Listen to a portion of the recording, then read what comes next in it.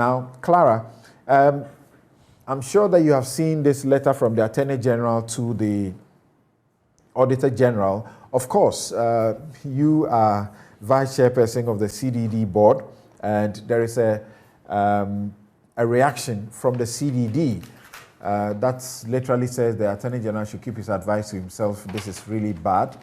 They title it, the Akufo-Addo government must cease its continuous assault on the office of the Auditor General. What's wrong with what the Attorney General sought to advise the Auditor General in this letter? Thank you very much, Samson. Before I answer what is wrong, let me provide the constitutional context to the office of the Attorney General. Now, as we already all know, and as has always been taught right from high school upwards, that we practice our democratic governance is secured on separation of powers, if you like, on division of powers. So we have the arms of government, and we also have a critical institutions. We call them the independent institutions that have been created by the Constitution. Now, if you look at these independent institutions, the Constitution has been very clear that these independent institutions are not subject to the direction or control of any other persons. The reasons for this are because, one, apart from having the letter of the law that secures a democracy, democracy also thrives on certain values. So you need to operate in such a way that you don't use the letter or the lack of letter to detract from the democratic values.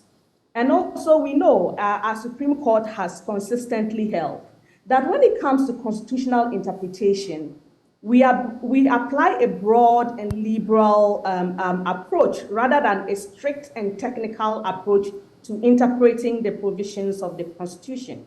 The reason is simple. Constitutions are living documents. They must, at every point in a people's historical life, reflect the aspirations of the people. And the courts that are the custodians of law, and the Supreme Court in this case being the custodian of the Constitution, must always look at interpreting the provisions in a way that sends the people forward, deepens democracy, rather than claws them back. Again, because constitutions are not like pamphlets or manuals that at every time when something happens, you say, oh, this is not there, let me go and put it there. So constitutions are not designed to be amended willy-nilly. That anytime, let's say that when we made the Constitution, there was no internet at the time. So when we are talking about publishing information, it is not provided in the Constitution that you can publish on your website. So let's go and look for a provision, and then if we don't find a provision in the Constitution that you can publish on your website, then it means that if you publish on your website, it's unconstitutional. Or that we should go and amend the Constitution and put something like that there. That's not how constitutions work. If there is a publication, the intention is, what is the purpose? What does it seek to achieve? And if you look at the Constitution, together with the other parliamentary laws, acts of parliament that set up the Auditor General, remember that the office of the Auditor General is a constitutional creature. So we have that, and we have the audit service. The office of the Attorney General, the Auditor General, is an office by itself. It is, even though the Auditor General is a member of the Audit Service Board. So we should not be confusing the two offices. Now, the constitutional role of the Auditor General is very simple and very clearly stated, as well as noted in the Act as well. The Auditor General is the one that audits all public bodies and has an obligation to submit that report to Parliament. Now, what is the role of the audit report? We must bear in mind that the audit report is not co-created between the Auditor General and Parliament. That's not what it is. The audit report is the document of the Auditor General. And the Auditor General is the author of that document.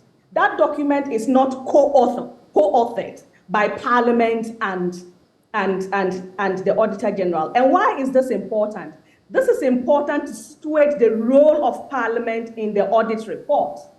What the law tells the Auditor General to do when it comes to the Constitution is that after you are done with your audit report, present it to Parliament or submit it to Parliament. The Auditor General's work is done. Under the Audit Act, after this, the Act instructs the Auditor General to publish the report. It goes ahead to mention some of the institutions, particularly that the audit must be submitted to. Now, in an era where we have gone through to emphasize the issue of freedom to information and making public documents available, at the time that the audit report is submitted to Parliament and all the other bodies and required to be published by law, it is a public document. So the Auditor General doesn't need the permission of anybody on when to publish their report. What the Auditor General has to do is, in preparing the audit report, they must follow certain processes. That includes giving the right to be heard to all the parties who are subject to the audit report. I am not suggesting that the audit report is, the Auditor General is infallible. No. That's not what I'm suggesting. And the law provides situations as what to happen when you are not happy with the audit report. Yes, Clara. So the Attorney General says the Auditor General's report, the Constitution instructs the Auditor General that once you are done with the report, take that report to Parliament through the Speaker. We all agree to that. Is that not so? That is so. What is Parliament supposed to do with the report? And Parliament, and is that only a mere regularity, not part and not needed to make the report complete? What Parliament is supposed to do with the audit report is to debate it in the public interest. And then after debating it in the public interest, if the Parliament thinks that there is the need to take further action on the report, they can set up a committee to do so. But that is Parliament's work. That work that Parliament does is not now for Parliament to tell the Auditor General that I think you should include A, B, C, D in your report. No, that's not what the Constitution says. But the Constitution provides avenues for what to do if you are not satisfied with the report. And it does not include Parliament directing the Auditor General what must be included, that amend here, delete this, add this. That's not what the Parliament is supposed to do. So we must understand that the work of Parliament is separate from the Auditor General's report. It's separate to what end? It's separate to what end? What is the purpose? The purpose is to see whether or not things have gone wrong. There's the anti-corruption bit. And Parliament is the representative of the people. So, it is that so people appear to Parliament. People appear in Parliament before the Public Accounts Committee. And they show evidence, sometimes that contradicts what the auditor has said. What do you say to that? If they show evidence to Parliament, that is why Parliament can set up a committee to discuss or to take further steps. That committee, like I said, its powers do not include asking the Auditor General to amend the report, but it can include, let's say that we need to go to court. So if a person is not happy or thinks that something there is wrong, the person has the right to go to court or to contest the report. So the point I'm making is we have to understand the processes and the role of the report and the role of Parliament. Now, even to start with, Parliament's role on the report does not start until the report is final. Because what the Auditor General must submit to Parliament is not a draft report. It is after the Auditor General so the Attorney General's concern. The Attorney General's concern is this. The audit finding, the Auditor General makes a finding against me as an individual and says I misappropriated X amount of money. And then he publishes it. Once he submits the report to the Speaker, he publishes it. And people start, attacking me, calling me a thief. And then I am called before Parliament. I go before Parliament, I show Parliament that the auditor did not pay attention to A, B, C, D. If he had done so, he would not have come to that conclusion, making people, as it were, defame me the way they have done. That's why I talked about the audit process. In the audit process, the Auditor General must have provided opportunity to you in the first place to provide all documentation and for your side of the story to be heard. If the Auditor General did not do that, there is a problem with it. And the cure for that problem is not by Parliament directing Auditor General to insert that. And that is why I said that it's critical for us to acknowledge that the Auditor General is not infallible. That's not the suggestion. Right. It is that there are things in the Auditor General that must rightly be contested. The Attorney General says, the Attorney General says, when people appear before Parliament, he says, persons and institutions affected by the report receive a further hearing on the findings of the Auditor General's report at the proceedings of PAC in Parliament. A prior publication of the Auditor General's report completely undermines the purport and meaning of Article 1875 and 6 and should not be encouraged. Consequently, I advise a withdrawal of the report on the government COVID-19 transaction from your website before same has been debated by Parliament and considered by the appropriate committee of Parliament. Now we must do a balancing of rights here. And in the balance, because that's the whole thing what a democracy is about, a balancing of rights, where we take efforts to protect everybody's rights as well as deepen democracy. So we must do a balancing of rights here. And as I noted, the balancing of rights comes in the procedure for auditing. So if our issue is that in the process of auditing, the Auditor General did not do A, B, and C, that is a legitimate issue. And that issue should be tackled so that the processes for auditing can be looked at. But when we now say that that process should come after the final audit report, we are not helping ourselves very much. Okay. Because then when do we have a final audit report? And the audit report that is submitted to Parliament, is that a draft report or is that the report under the Constitution? Okay. You, Sami Jamfi, representing your party, also issued a statement, just like the CDD has done. You issued your statement earlier yesterday, and you took the Attorney General to the cleaners, including suggestions that this was an interference in the Auditor General's work, and the Auditor General should not be interfered in the performance of his functions. How so? Is there no reasonability in what the Attorney General is suggesting? Don't let them crucify people before they are giving the further hearing where they may have the opportunity to correct things. Johnson, I submit to you that there is not a modicum of reasonability in the so-called directive, request, or advice from the Attorney General to the Auditor General relative to the publication of audit reports. The Auditor General is the creation of the Constitution, which governs his work.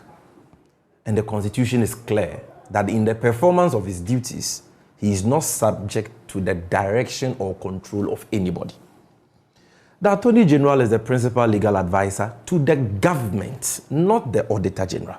The audit service is part of the public services of government under the Constitution. But the Auditor General... The Supreme Court has also said that the Attorney General, there's no problem with the Attorney General being the lawyer for the Auditor General. No, but I'm saying that the Auditor General is different from the Audit Service.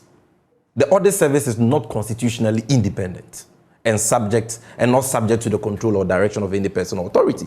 The Auditor General is constitutionally independent. And so, the Attorney General has no business advising or purporting to direct or control the work of the Auditor General. That is the first point that I want to make very forcefully. Secondly, there is a legal duty imposed on the Auditor General. Let's get it clear here. The Auditor General is not doing anybody a favor. this is not an option he can exercise. There is a clear legal duty imposed on him by Section 23 of the Audit Service Act 2000, Act 584, to publish audit reports immediately. The law says as soon as it is laid before Parliament. Now, how can the Attorney General, the leader of the bar, be advising the Auditor General not to obey the law? Because that is, in effect, that is what he's doing. The law says publish as soon as... He's saying, don't construe the act separately. Look at the acts in the face of the Constitution and the purport of the Constitution. Okay, so what he's saying, in effect, is that don't apply what has been written black and white in the law, but work with my personal construction and interpretation of the law. That is how ridiculous that suggestion is. Because you can speak to 10 lawyers and we can have varying positions on the interpretation of a provision. The point is, it is written black and white there. Publish the report as soon as it is laid before Parliament. And so this whole issue about construct the laws holistically, that is your individual opinion. You are not a court of competent jurisdiction. And so you cannot impose that on the Auditor General. In any case, that position is flawed. Samson, because you can only say that the publication of an audit report is prejudicial to the interests of auditees if the auditees were not given a hearing during the audit. But we know that the Auditor General gave all auditees in this particular instance of the audit of COVID-19 expenditure a hearing, and their responses are captured in his report. And so the published report contains the responses of the auditees. How is that prejudicial to their interest? Again, look at the counter proposal he's urging on the Auditor General. Oh, don't publish, lay it before Parliament. How ridiculous. Doesn't the Attorney General know that laying a document before Parliament is tantamount to publication?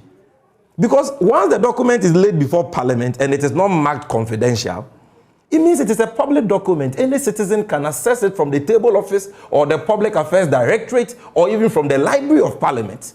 So, counterproductive proposal. A busybody who should be focusing on retrieving stolen COVID funds for the state, purporting to advise somebody he is not supposed to advise on breaking the law, when he should be commending him. Again, whilst this is what is taking our attention, you find that in that letter, there has been a period of collaboration and work between the Attorney General and the Auditor. Not under this particular Attorney General, the office of the Attorney General. Including this Attorney General. Or including this reference to a 2019 letter. And then, he was not Attorney General. And then he's seeking to give, assist the office, form committees to see how they can retrieve monies and the rest. Over the years, what has been the outcome of that assistance? Zilch, nothing. So it's the usual, attempts to obfuscate issues and prevent. Let me. Okay. This position by the. You come back to me. This position by the attorney. You've done some 5. I have 5 minutes left. Only 5 minutes. Just 30 seconds. Just 30 seconds. Do that. This suggestion that let the report go to Parliament so that the auditees can have an opportunity to be heard again is neither here nor there. It is not in the Constitution. The Constitution only allows Parliament to do 2 things: to debate the report, and when necessary in the public interest, refer the matter to a committee to deal with matters arising from the report. Okay. And so they don't validate the report. They cannot amend it. They cannot change it. Even if they disagree with the Auditor General, they can't do anything about that final report. Right. Those against whom adverse findings have been made can only go to the High Court to seek redress against surcharges and disallowances. My question it's as simple as that. Now is that what's your position in the first place? And how does it feel that the Attorney General comes under such, backlash from the CDD's letter? You can see that this is a lot of legal, thinking going into it. Thank you very much. I think that there's a very serious intercourse that I am actually enjoying at this particular moment. The legal gymnastics going on from all the parties and etc., responding to the Office of Attorney General. But let me tell you something. I have had a personal experience. I dare say that he wouldn't have written that letter. I've had a personal experience on this particular matter. I indicated to you off air that I had a discussion with the Venerable Domelevu on this particular provision, as in Section 23. Okay? I've had an intensive discussion with him on that matter. But let me put this in perspective. You see, there is a plethora of authorities. Your discussion with him agrees with what the Attorney General I actually disagreed with him on the blanket provision of 23 and its application. I disagreed with the former, yes, and I agree with Dami on this one, the Honorable Attorney General, and I'll soon explain to you why. Okay. You see, if you look at our history, let me draw your attention to two main cases, Brown and Attorney General and Apia Ofori and Attorney General. If you read these two cases carefully, they establish beyond doubt that the Office of the Auditor General is under the Public Services Commission, right? It's under public service. And if you look carefully at Article 1991, the import of it as against the provision as I enumerated in this, and the fact that the Auditor General is actually strictly in the circumstances under the public services. The Attorney General can represent the Auditor General in court. And you remember that not even in the far distant past, in 2020, 2 years ago, Asari and Attorney General, when he took the Auditor General to court, the Supreme Court had to order that the Attorney General should represent the Auditor General. So why can't I advise someone I represent? It will be ridiculous that I represent you, but I cannot advise you. The issue now is that this advice I'm going there. I'm going there. So if you look at the provisions, and I know what will be done very soon. I know that Dami, as an astute lawyer as he is, very soon, he initiate a process to strike down this provision is under Section 23. As in a suit? He will get it out. As in a suit? An amendment. Because I'm very, very convinced. Can't imagine the Attorney General. He will get it out. He will get it out through. He will initiate it and get it amended. Because you see, you have to make a holistic application of it in the line of the constitutional provisions. Let me ask, draw your attention to something. Samson, it's unfortunate there's no time, but just one second. I wish there was time. If you look at the provisions under Section 17, under Section 16, and under Section 1857 and 875, if you look at all those provisions, they come before Section 23. And there must have been a reason why they come before Section 23, that you are presenting the thing to Parliament. And there have been so many cases where people have gone to Parliament and explained away the Auditor General's application of a particular provision that is against them. And they explained it away, and Parliament asked them to go. And there was no problem. So the question is, if you indict me in your report, and you publish it and send it to Parliament, and I go to Parliament after my explanation, it is very clear that I committed no offense. We have run out of time. How are you going to remedy it? But the CDD asked a question that there are members of Parliament who are on board. We don't have enough time. Members of Parliament who are on board. So they go to Parliament and they say, you have made a finding against my entity, and I want this correction. Go to court. Would that not be conflict of interest? I'm saying that it's unfortunate that we don't have time. All right. But I would have dissected this issue further. I want to say in conclusion that the Attorney General is not wrong. In fact, he's right in his decision. And he's advised. Can he advise the Electoral Commission of Ghana? Look, can he advise the judiciary? Please. Let me tell you something. Can he advise? Hold on. I'm sorry, we have run. Have you read Kwasi? Yes. Have you read Kwasi? My outfit is by Habil. What was the impact of it? The fact that you can find them at the Ghana Gate, East Legon, If you have read and it, you what was can the call impact them of it? on 0200 84 1988. Thank you very much. All right, we should. Thank you very much. Have a good afternoon. This has been Newsfile.